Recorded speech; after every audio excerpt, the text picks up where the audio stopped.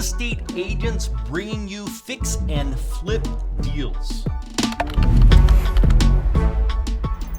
It's always fantastic when an agent calls you and says, hey, I've got a deal, would you be interested in it? Now, that can be somebody that is an attorney, that can be somebody from a place that's helping people that are going through difficult circumstances, and maybe somebody's needing to go into an assisted living type center. This could be a real estate agent. They are people that may have some opportunities to give you leads. This could be bankruptcy attorneys. So what you can do is make relationships with them where they would actually be giving you opportunities for that you could then work with people that they already have a relationship with. So they're plugged in. This could be funeral home directors. This could be people that are working with retirement type planning. So what they can do is bring you opportunities. So I want to talk about how you can use real estate agents for this. At the end of the day, people do business with people they like. So making a relationship is really number one. They've got to know, like, and trust you in order for them to feel like they should give a lead over to you. Because it's so much easier not to give out a name and a phone number than it is to do that. And when I do that, I kind of have my reputation on the line a little bit as well, because I don't want them to call back and make the person I've referred to be a bad reflection on myself. So first and foremost, you got to be on top of things, and whoever you're working with, whether it's an agent, an attorney, bankruptcy, whatever the case is, you've got to make sure that you're doing what you say, you do it in a timely manner, and you wow them with how great you are at getting back in touch and following up. That's going to be the first and foremost thing, because you're going to have to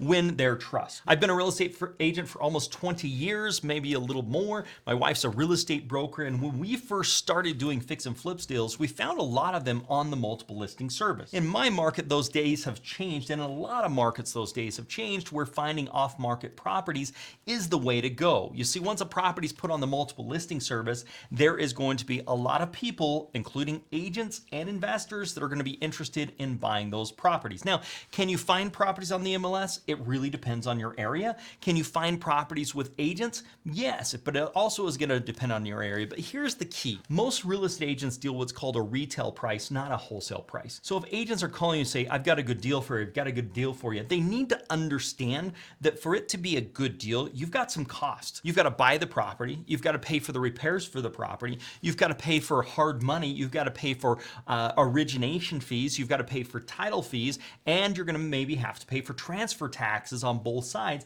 And in addition to that, you're going to have to make a profit. So I like to tell our agents, hey, I need a 10% margin after all those costs are added up. So make sure you're bringing me a good deal in order for me to even purchase it. Because typically what happens when you're talking to agents is they'll just bring you everything they can find, and most of those just don't even pencil. So for an agent to be willing to do this, you've got to make a relationship with them, and they've got to be a hustler. They've got to be out there looking at things and finding things, and they've got to be first ones onto the market to find these types of opportunities, and you've got to be able to move quickly on them once they are actually found. Again, like I said, it's going to depend on area, it's going to depend on agents, but the thing you don't want to do is have an agent bringing you retail deals. That is just not going to be good for you, and it's not going to be good for them, because they're going to get frustrated with you. One of the things that I find is most agents just aren't willing to do the hard work to find deals for real estate investors, because unlike helping a buyer where they fall in love with the property, see something that they like and want to buy it, a real estate investor is looking for profit. And so if it doesn't pencil, then it's a no-go for them. Whereas with a homeowner, they fall in love with it and say, this is what I want, and they move forward on the transaction. Now, the great thing for real estate agents working with real estate investors is real estate investors can do deals time and time again. As a matter of fact, as an agent, when I first started, I was too scared to do fix and flips on my own. So as an agent, I would go find the properties.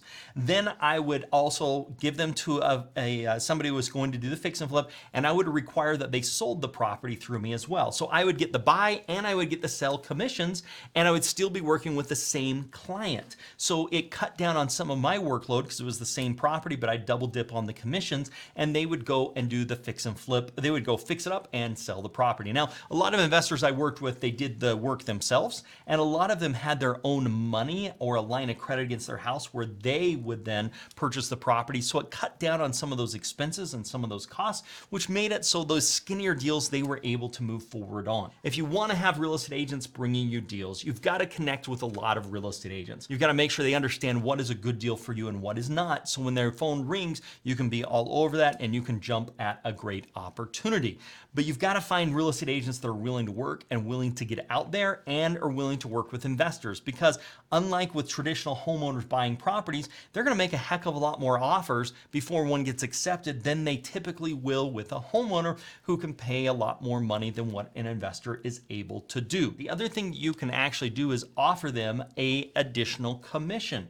So hey, if you bring me a property, in addition to any commission you may get from the seller's agent or from the seller, I will also give you an additional $1,000 or $2,000 in commissions as well. Now keep in mind this has to be paid to the brokerage firm, and there are some rules around that, but in the end you can give them a great bounty on top of their regular to make it worth their while to go out there and make a bunch of offers and find these deals for you. Now, I'll tell you, majority of the time, finding off-market properties is the way to go because they're going to have more margin, but they're also going to take a lot longer to find. So there's a balancing act here. If an agent can call you with a decent deal, that would be incredible, but you've got to be prepared in the front end to train them, make sure they know what's a good deal, and be able to act on it as fast as possible. I've put together a video how I repeatedly find motivated sellers for fix and flips.